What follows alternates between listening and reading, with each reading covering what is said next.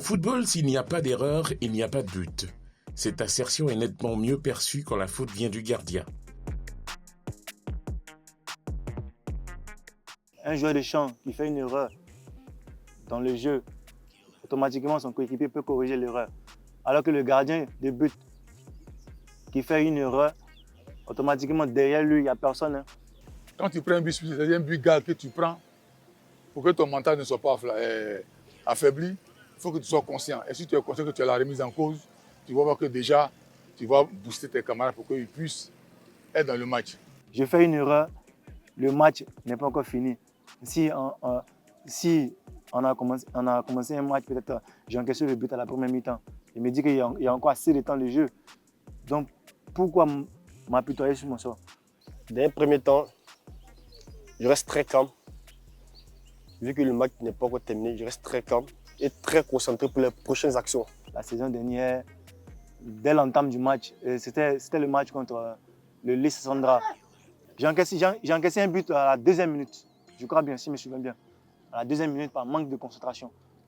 Le gardien de but a besoin de plus de concentration parce que ça lui permet de vite réagir rapidement aux actions. Concéder un but est une éventualité pour toute équipe dans un match. Aller au-delà de cette déception, se remobiliser pour être celui qui envoie le signal positif au groupe. D'abord, le gardien, il est comme le deuxième coach. Donc du coup, le mental, là, ça compte beaucoup. Si un gardien a un mental fort, ça veut dire qu'il sera au plus 40% de l'équipe. Le mental, c'est de rester costaud, tranquille et ne pas me laisser déstabiliser.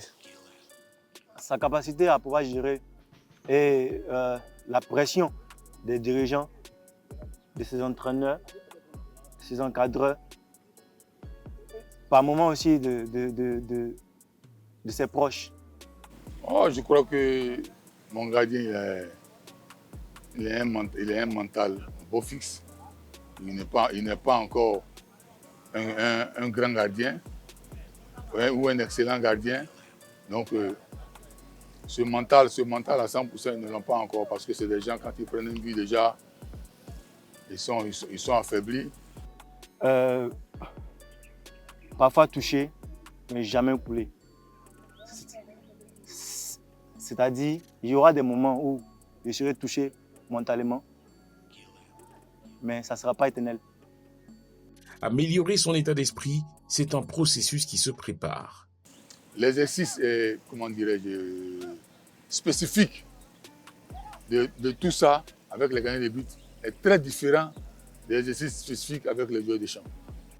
Si les autres gardiens ont 3 passages, lui, je l'emmène à faire 9 passages pour qu'il puisse se surpasser.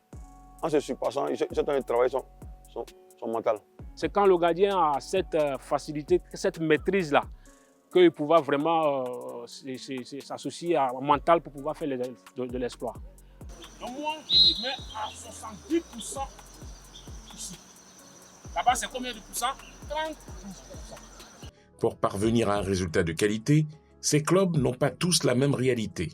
Ici, à Zoma FC, j'ai tout ce qu'il me faut pour faire mes séances d'entraînement. C'est pour cela aussi que mon gardien a quelque part a sa part de responsabilité dans le rang que nous occupons depuis les phases allées. Je prends un exemple comme il y a un exercice de 15 ballons.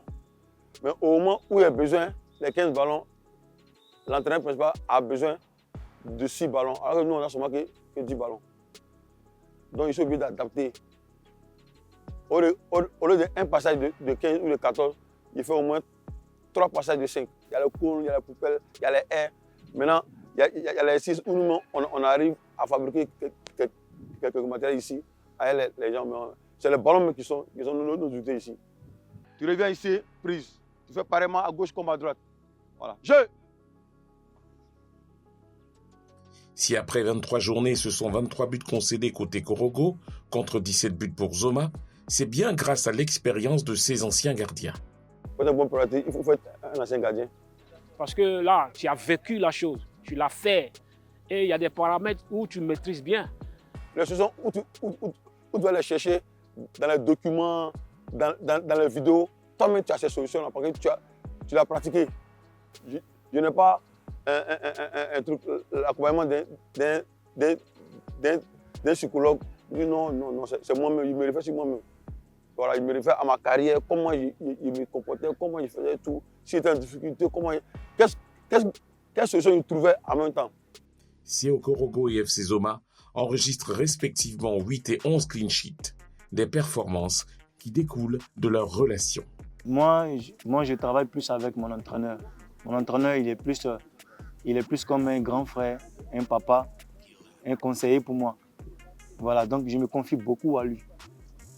Donc lui, étant sur le banc, il m'observe et il me donne certains exercices qui m'amènent à oublier totalement le match qui est passé et à me concentrer encore plus sur le match suivant. Il faut beaucoup communiquer avec lui, il faut savoir quoi lui dire, il faut savoir lui remonter, il faut savoir le booster. Bon, à la maison, il n'y a pas d'exercice mental. Je communique beaucoup avec mon coach, que ce soit à l'entraînement comme à la maison, je communique beaucoup avec lui. Ouais. Je suis plus proche de lui. Donc c'est lui qui généralement les veilles de match me donne certains exercices afin que je puisse travailler.